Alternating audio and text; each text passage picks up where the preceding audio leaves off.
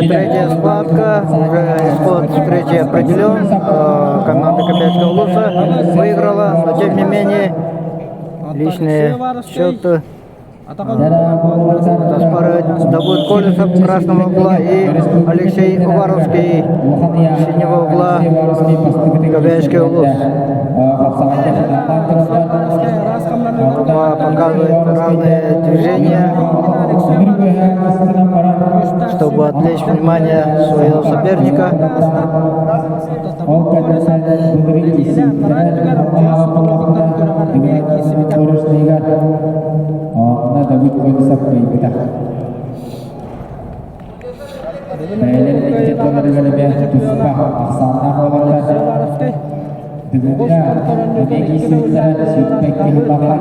Алексей Пастысовига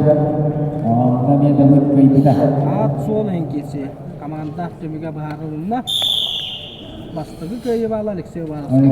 Первый гол получает Алексей Уваровский.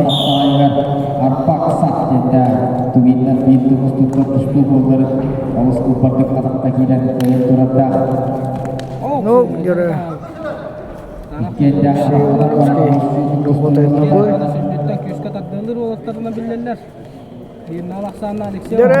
О, Давуд Колесов захватил ногу. Доводит победа. Со счетом там 2-1 команда выиграла, эту встречу выиграла команда Кобельского Улуса и становится победителем по борьбе Мусагай. 3 очка после итога 3 видов показывает команда Кобельского Улуса.